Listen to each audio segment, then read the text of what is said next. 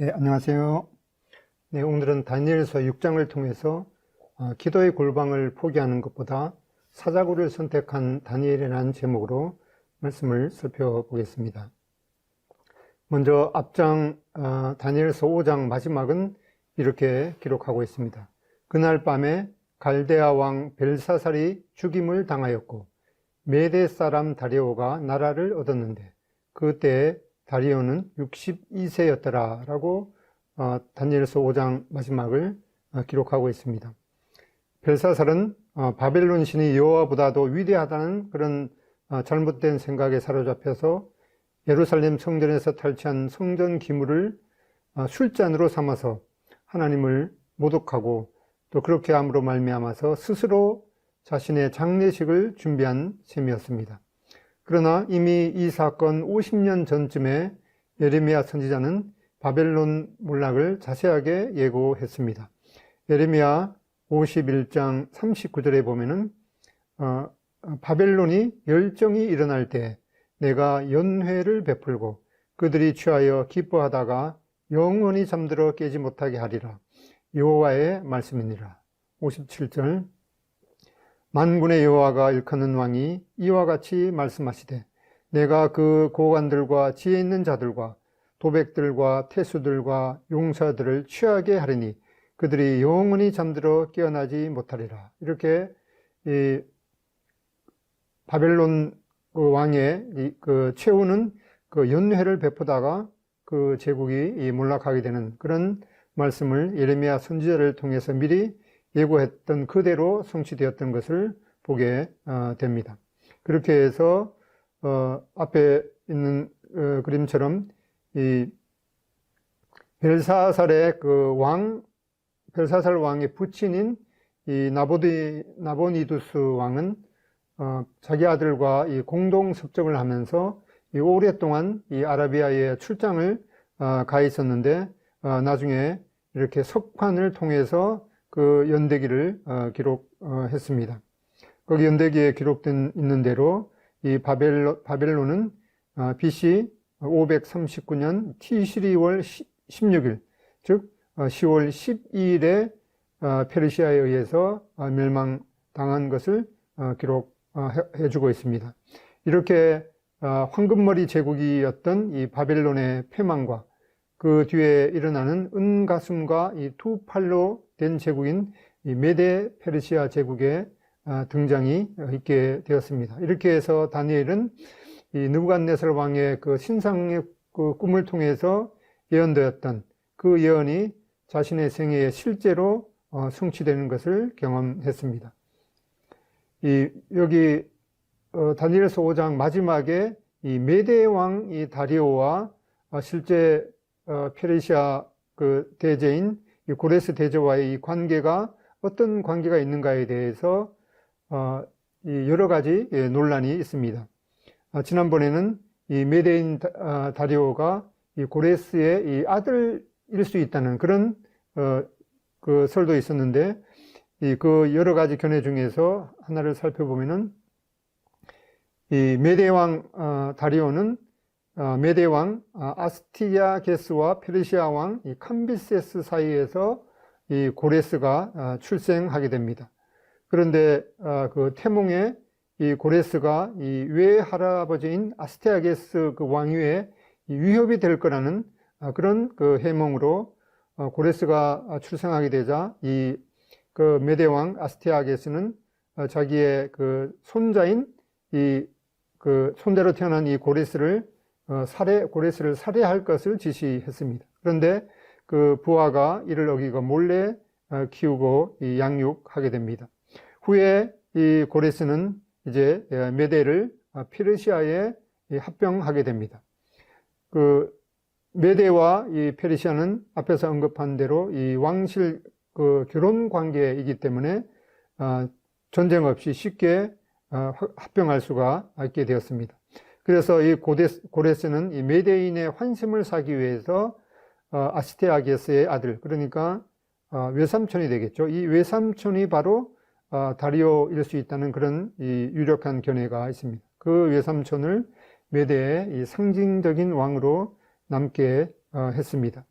그리고 다리오가 이 고레스 왕의 명을 받아서 이제 바벨론을 정복하게 되는 그 나이가 바로 성경에 기록되어 있는 대로 62세라고 말씀하고 있고, 그리고 다니엘서 6장 28절에 보면은 그 다리오가 이 나라를 얻었다 이렇게 말씀하고 있는 것처럼 이 실제적인 그 통치자인 이 고레스가 고레스 나이는 당시에 이 40세 정도였는데 그 자기 외삼촌이었던 이 다리오에게 이 바벨론을 실제로 이 통치하게끔 위임한 것을 보게 됩니다. 그리고 다리오가 이 바벨론 지역의 이 왕으로 통치하다가 죽은 이후에 이제 이 고레스가 직접 이제 바벨론을 통치하게 되는 그런 것으로 이해할 수가 있습니다. 그리고 다니엘서 9장에 보면은 이제 메대 족속 이 아하수에로 왕의 아들 다리오 이렇게 말씀하고 있는데, 이러한 그 내용들은 이 역사가 헤로도투스의 페르시아 전쟁사와 또 요세프의 기록을 종합해서 이렇게 생각할 수가 있는데, 이러한 그 자료들은 충분한 그런 자료들이었고, 또 옛날 왕들은 이제 여러 가지 이 이름을 또 가지고 있습니다. 그리고 이 가이사나 이 아하수에로 이런 그 명칭처럼 이것은 그 왕의 칭호일 수가 있기 때문에 실제로 이 메대인 다리오가 누구인가에 대해서는 여러 가지 그 논란이 있을 수밖에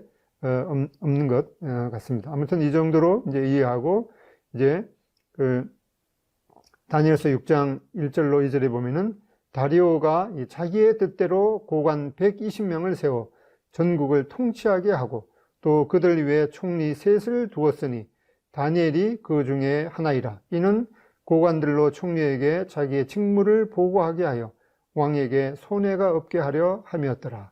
다니엘은 마음이 민첩하여 총리들과 고관들 위에 뛰어남으로 왕이 그를 세워 전국을 다스리게 하고자 한지라. 이렇게 이제 바벨론 제국이 멸망하고 이제 BC 539년 이 두 번째 메데 페르시아 제국이 세워졌습니다. 금머리 제국이었던 이 바벨론이 몰락한 이후에 은가슴과 이 팔의 제국인 메데 페르시아 제국이 등장하게 되었습니다.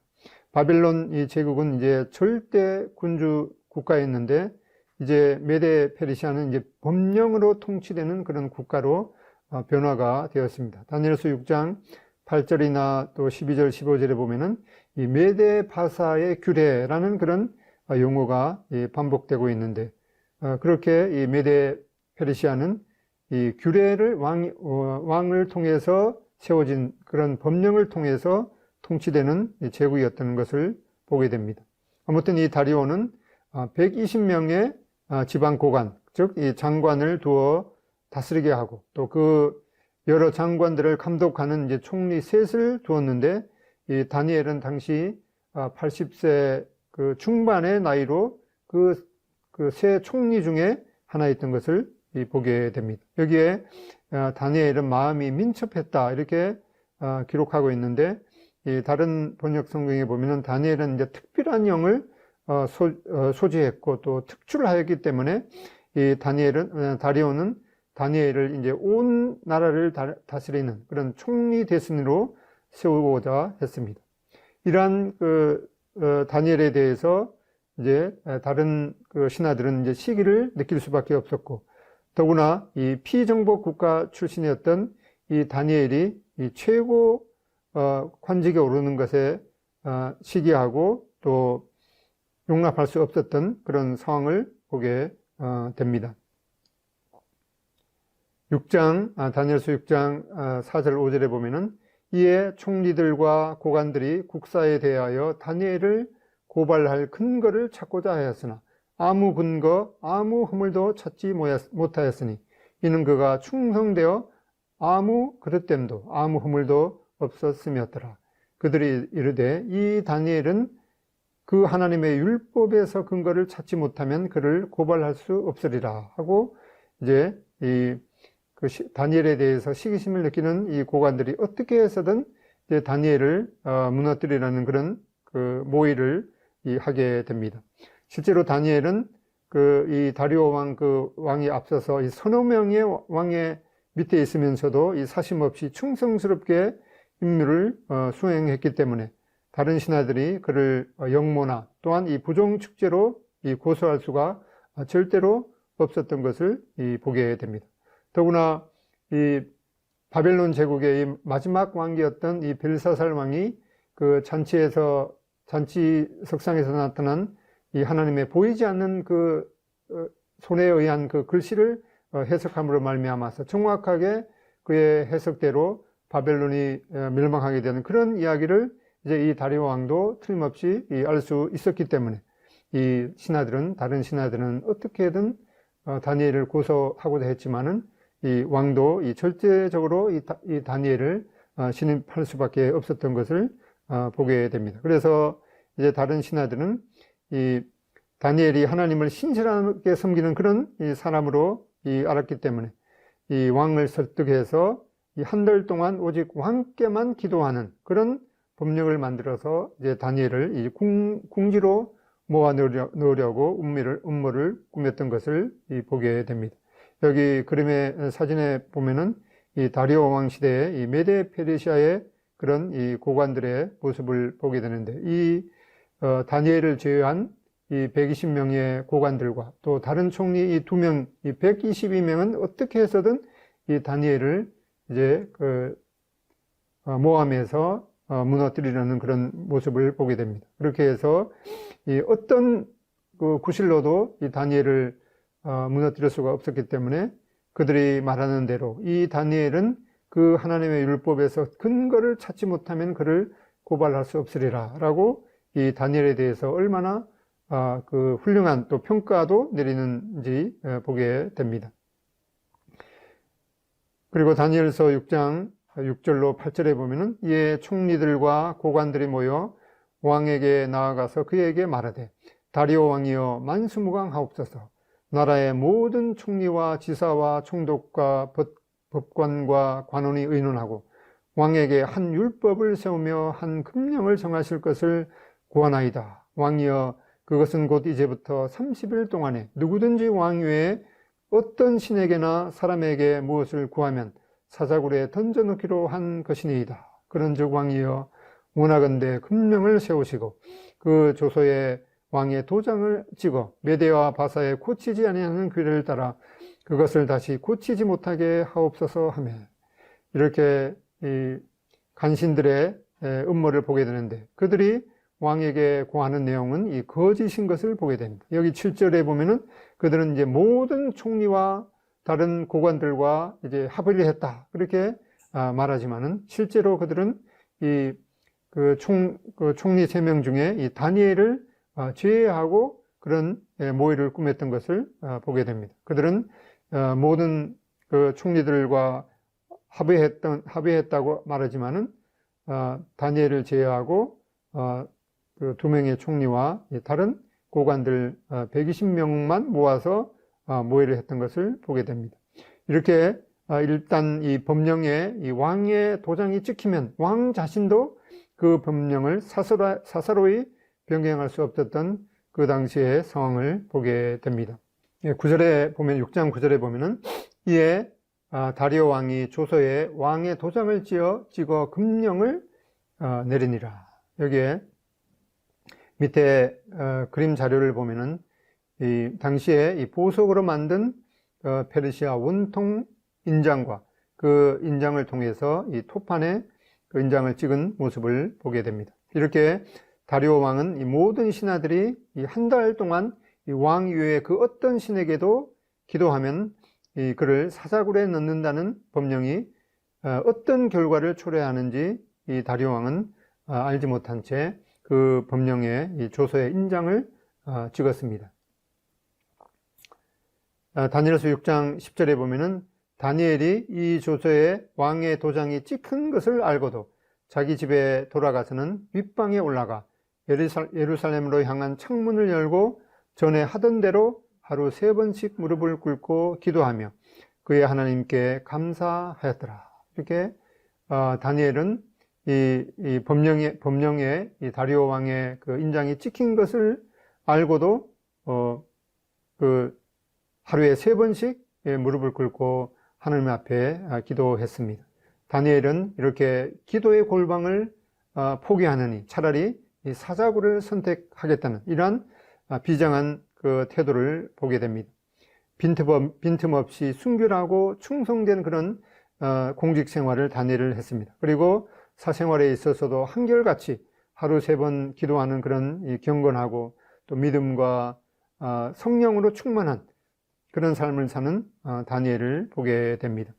이렇게 다니엘은 이 80세 이 중반의 나이에 들어감에 따라서 점점 더 이 하나님 앞에 이 성숙한 그런 믿음과 인격을 보여주는 모습을 보게 됩니다. 시편 92편 12절로 15절에 보면은 의인은 종려나무같이 번성하며 레바논의 백향목같이 성장하리로다. 이는 여호와의 집에 심겼으며 우리 하나님의 뜰 안에서 번성하리로다. 그는 늙어도 여전히 결실하며 진액이 풍종하고 빛이 청청하니 여호와의 정직하심과 나의 바위 되심과 그에게는 불의가 없음이 선포되리로다. 이 시편의 말씀이 이 다니엘에게 이 연로한 다니엘에게 합당한 것을 우리는 생각할 수가 있겠습니다.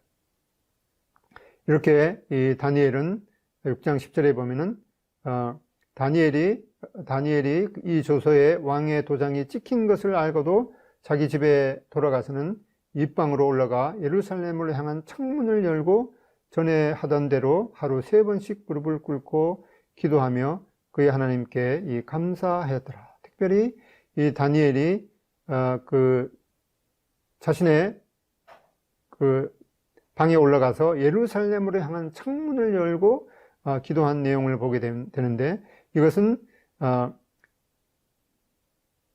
솔로몬이 예루살렘 성전 낙선식에서 기도하는 그 내용을 상기하게 됩니다. 열왕기상 8장 30절에 보면은 주의 종과 주의 백성 이스라엘이 이곳을 향하여 기도할 때 주는 그 간구함을 들으시되 주께서 계신 곳 하늘에서 들으시고 들으시사 사하여 주옵소서. 이 솔로몬은 예루살렘 그 성전을 이제 건축하고 이 낙성식 때 이 8장 30절에 있는 대로 주의 종과 주의 백성들이 이 예루살렘 성전을 향해서 이제 기도하면 하나님께서 그 기도를 들어달라는 그런 그 간구를 하게 되는데 여기에서 이제 그 예루살렘 성전은 이 하나님의 이 궁전이죠. 이 예루살렘 성전의 이 운명에 대한 이 다니엘의 진지한 이 관심에서 보여주듯이 하나님의 왕권과 통치에 대한 이 굳건한 충성심을 보여줍니다.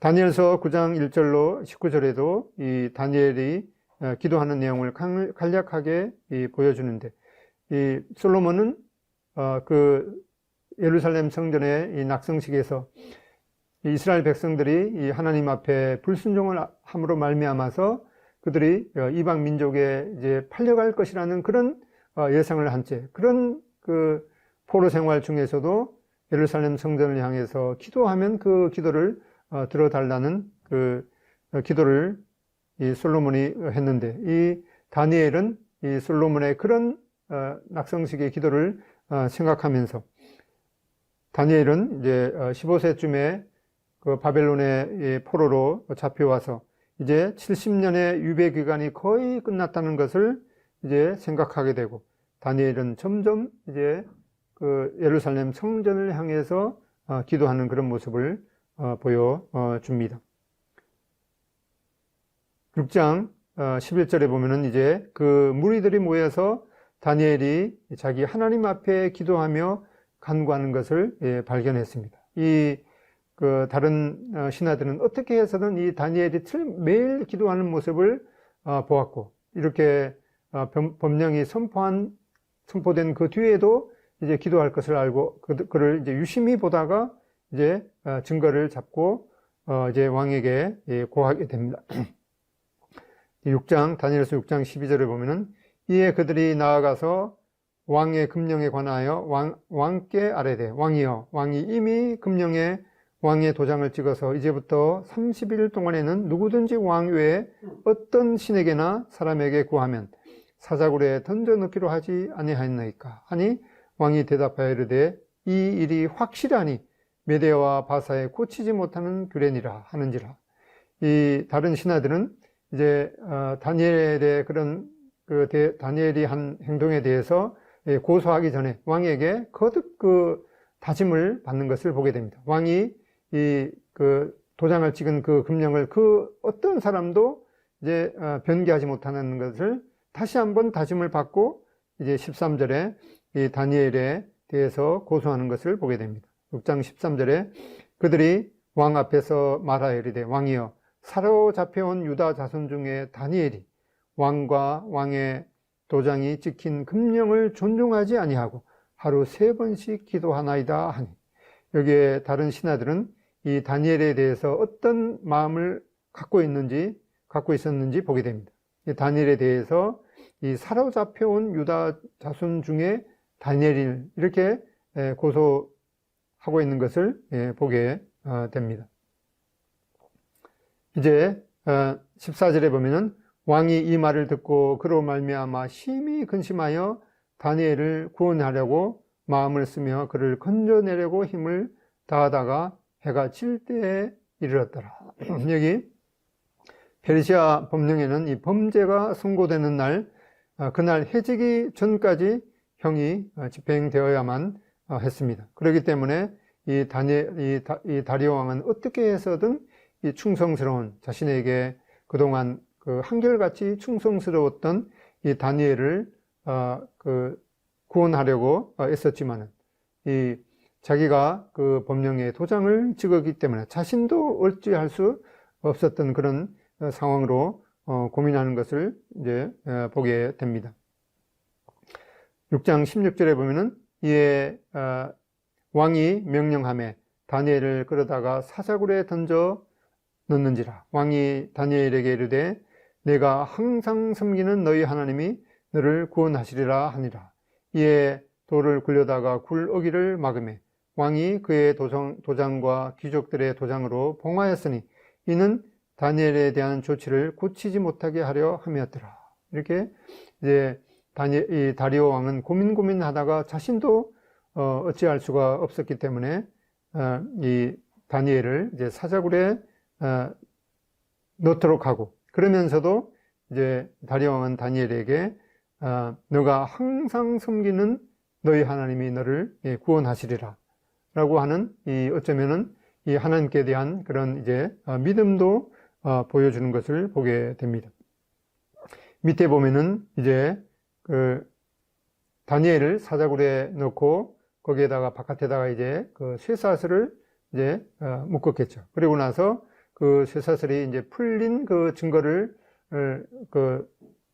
이제 확실하게 하려고 거기에다가 이렇게 이 왕의 인장으로 도장을 찍어서 진흙으로 이제 봉했던 그런 사진을 보게 됩니다. 18절에 6장 18절에 보면은 18절 19절 왕이 궁에 돌아가서는 밤이 새도록 금식하고 그 앞에 오락을 거치고 잠자기를 마다하니라. 이튿날에 왕이 새벽에 일어나 급히 사자굴로 가서, 이 왕은 다리오 왕은 밤새도록 이 자신의 이 과오에 대해서 이제 자책하면서 또 행여나 하나님이 이 다니엘을 구원하실까라고 하는 그런 이제 믿음도 가진 채 밤새도록 이제 이 금식 기도하면서 이제 밤을 새다가 새벽이 되자 급히 사자굴로 달려가는 모습을 보게 됩니다. 6장 23절에 보면은 6장 20절에 보면은 이제 다리오 왕은 사자굴에 가서 그 굴의 입구를 열고 다니엘이 든 굴에 가까이 이르러서 슬피 소리질러 다니엘에게 묻되 살아계시는 하나님의 종 다니엘아, 너가 항상 섬기는 내 하나님이 사자들에서 능히 너를 구원하셨느냐 이렇게 묻고 있습니다. 그러자 이제 다니엘은 대답하기를 22절에 나의 하나님이 이미 그의 천사를 보내어 사자들의 입을 봉하셨으므로 사자들이 나를 상의하지 못하였사오니 이는 나의 무죄함이 그 앞에 명백하오며 또 왕이여 나는 왕에게도 해를 끼치지 아니하였나이다. 이 얼마나 놀라운 일이겠습니까?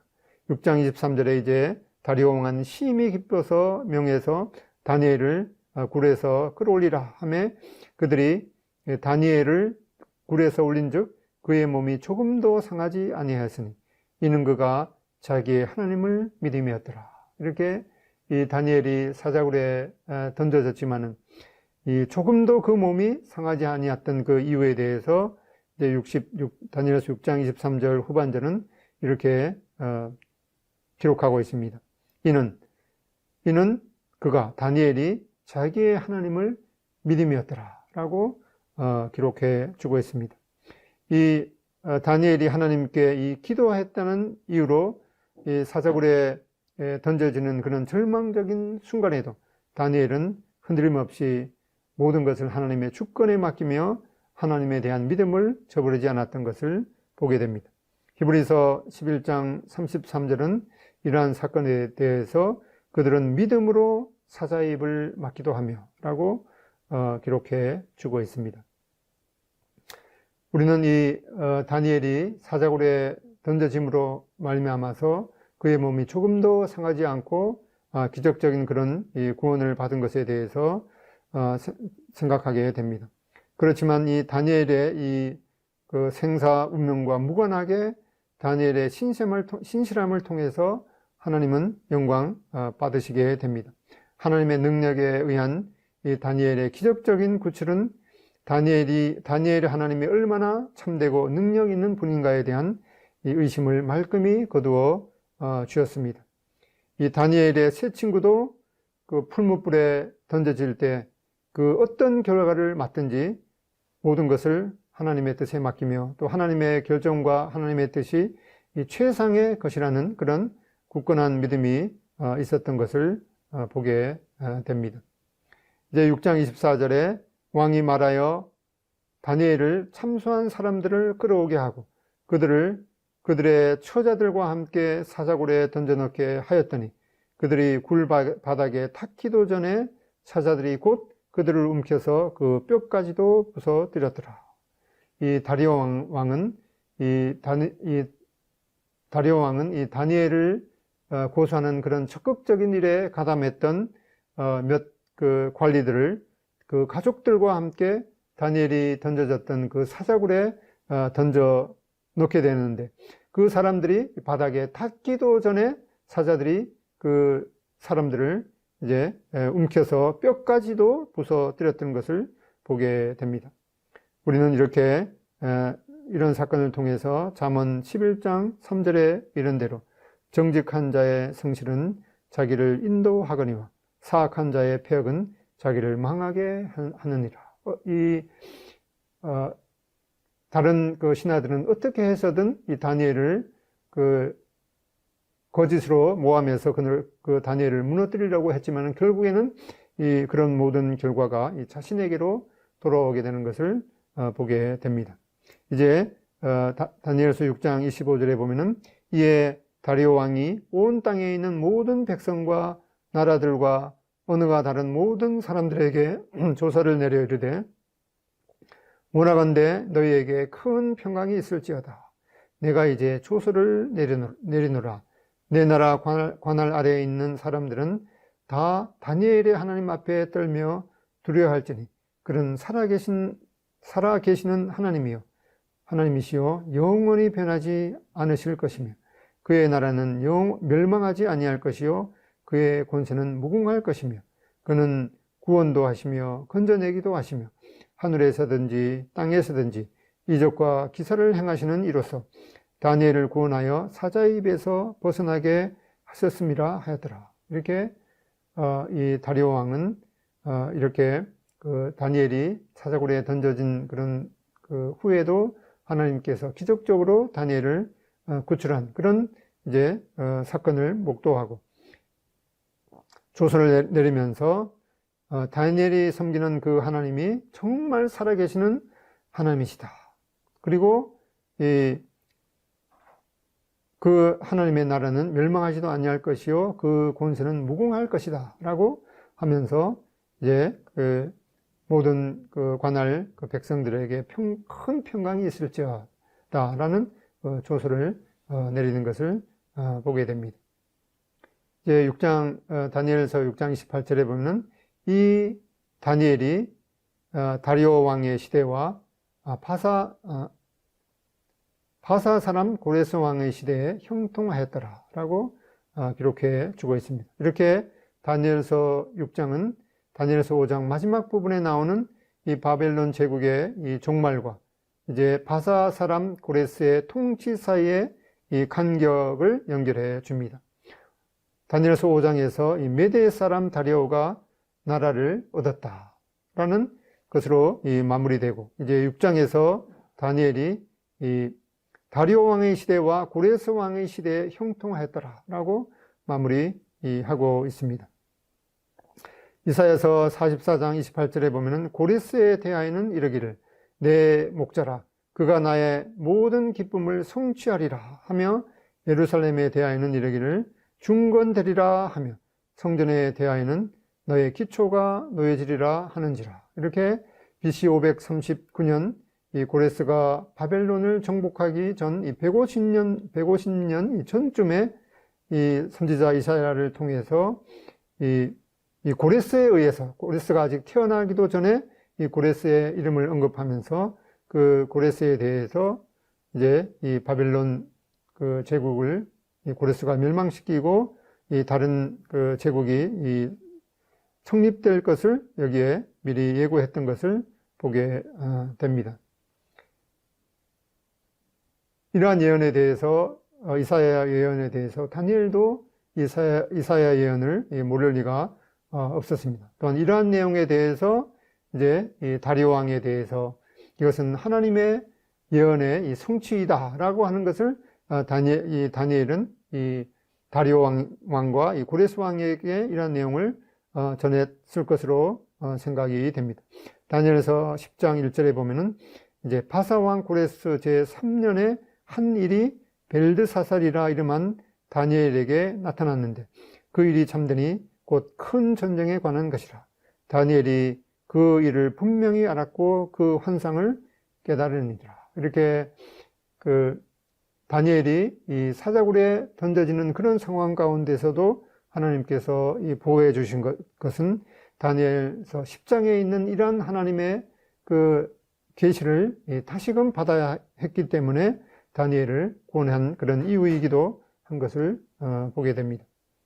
이 다니엘을 통해서 우리는 이 이방인의 때가 마감되고 그리스도의 왕국이 도래하게 되는 중요한 진리가 전개되는 것을 보게 됩니다. 다니엘서 2장 44절에 보면은 이 여러 왕들의 시대에 하늘의 하나님이 한 나라를 세우시리니 이것은 영원히 망하지도 아니할 것이요 그 국권이 다른 왕에게로 돌아가지도 아니할 것이요 도리어 이 모든 나라를 쳐서 멸망시키고 영원히 설 것이라. 이렇게 기록해 주고 있고 또 뒤이어서 다니엘서 4장 34절 후반절에 보면은 내가 지극히 높으신 이에게 감사하며 영생하시는 이를 찬양하고 경배하였나니 그 권세는 영원한 권세요 그 나라는 대대에 이르리로다 라고 기록해 주고 있습니다. 또한 여기 6장 26절 후반절에 보면은 그는 살아계시는 하나님이요 영원히 변하지 않으실 것이며 그의 나라는 멸망하지 아니할 것이요 그의 권세는 무궁할 것이며 라고 기록해 주고 있습니다. 뒤이어서 이제 7장 13절에 보면은 내가 또 밤 환상 중에 보니 인자 같은 이가 하늘 구름을 타고 와서 옛적부터 항상 계신 이에게 나아가 그 앞으로 인도되매 14절 그에게 권세와 영광과 나라를 주고 모든 백성과 나라들과 다른 언어를 말하는 모든 자들이 그를 섬기게 하였으니 그의 권세는 소멸되지 아니하는 영원한 권세요 그의 나라는 멸망하지 아니할 것이니라. 이렇게 다니엘을 통해서 이제 이방 왕들이 다스리는 그런 이방인의 시대가 마감이 되고 이제 그리스도께서 재림하셔서 이 그리스도의 그 천년 그 통치를 하게 되는 그러한 내용에 대해서도 여러 차례 기록해주고, 그 그리스도의 통치는 이제 영원한 권세요 그의 나라는 영원히 멸망하지 아니할 것이라는 이런 말씀들을 반복해서 전해주고 있습니다. 우리는 이 다니엘의 그 삶과 성품을 통해서 이 그리스도의 이 모형을 볼 수가 있습니다. 이 다니엘의 경우를 보면은 이 다니엘이 이제 전국을 다스리게 하는 그런 이제 그 권리를 받게 됩니다. 예수님께서도 성부 하나님으로부터 하늘과 땅의 모든 권세를 위임받았습니다. 다니엘에 대해서 이 유다 자손 중에 다니엘이라고 일컫듯이 예수님께서는 유다 지파의 사자이신 것을 보게 됩니다. 다니엘이 통치하는 것을 거부하고 이제 사람들이 다니엘을 죽일 음모를 했습니다. 마찬가지로 예수님께서도 이 땅에 오셨지만은 사람들이 예수님의 통치를 거부하고 오히려 예수님을 이 십자가형으로 내몰았던 것을 보게 됩니다. 이 다니엘은 이 죽음 앞에서도 이 간절하게 기도했는데 예수님께서도 겟세마네 동산에서 땀방울이 핏방울이 되도록 간절하게 기도했던 것을 보게 됩니다.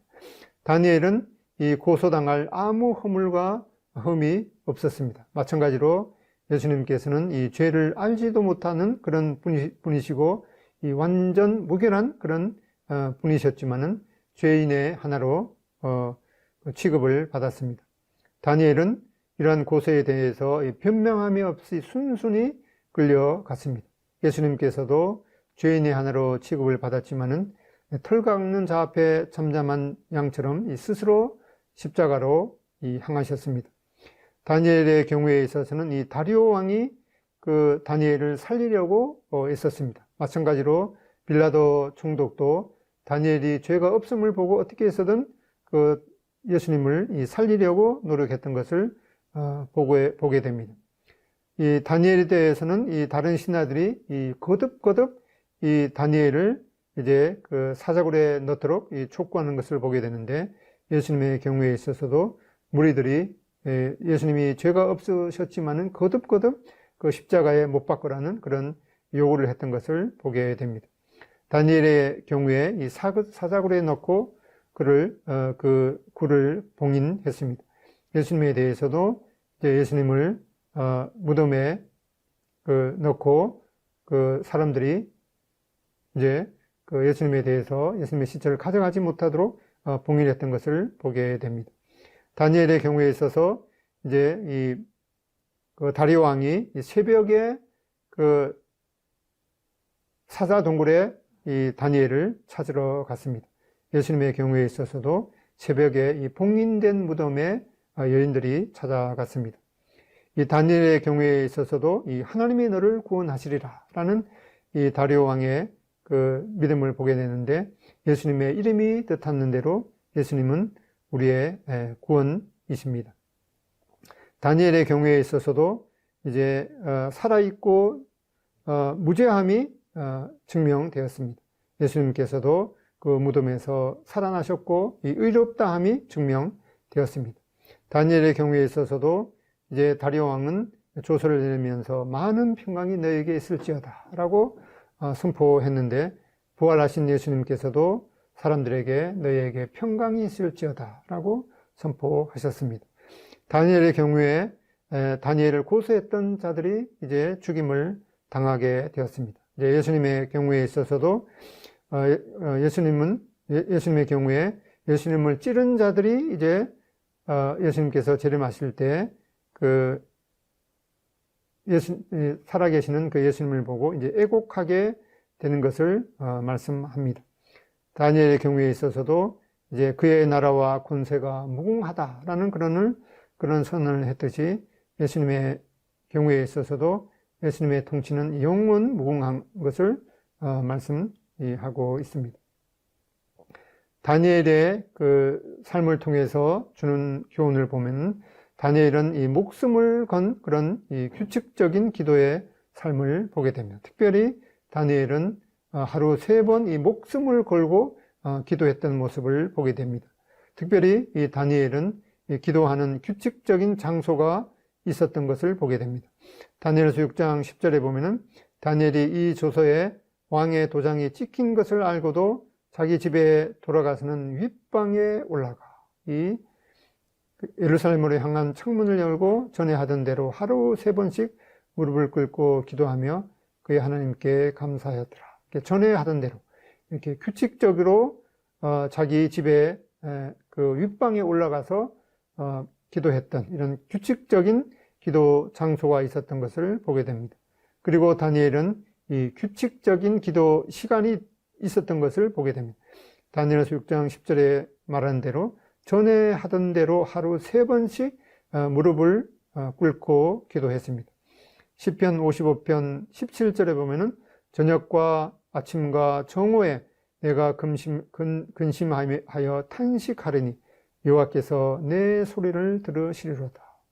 이렇게 우리는 이 다니엘이 이 하루 3번씩 규칙적인 장소와 규칙적인 시간에 하나님 앞에 기도했듯이 또한 시편 55편 17절에 이런 대로 이 다윗도 하나님 앞에 이렇게 규칙적으로 하루 3번 기도했던 이런 기도의 모본을 따를 필요가 있겠습니다.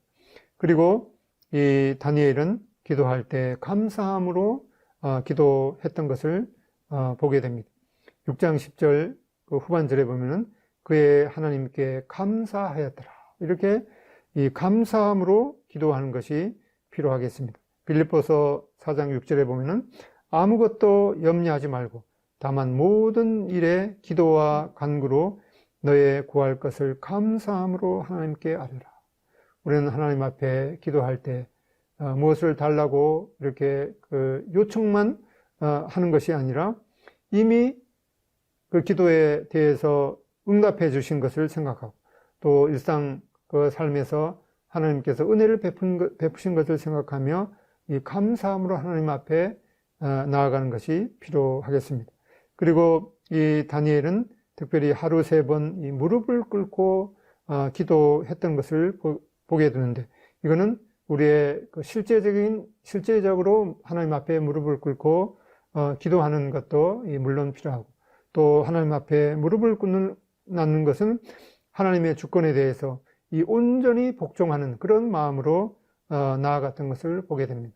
다니엘은 이 사자굴에 던져졌을 때 하나님께서 자신을 구해주든 아니면 사자의 밥이 되게 하든 이 전적인 그런 하나님의 주권에 복종하겠다는 그런 마음으로 하나님 앞에 나아갔던 것을 보게 됩니다. 이렇게 하나님 앞에 기도한다는 것은 다니엘의 경우에서처럼 우리가 기도하는 것은 이 목숨을 걸고 기도해야 되는 것을 보게 됩니다. 이와 같은 이 기도의 삶이 우리 모든 일상의 삶에서 나타나기를 소원하는 그런 마음이 있습니다. 감사합니다.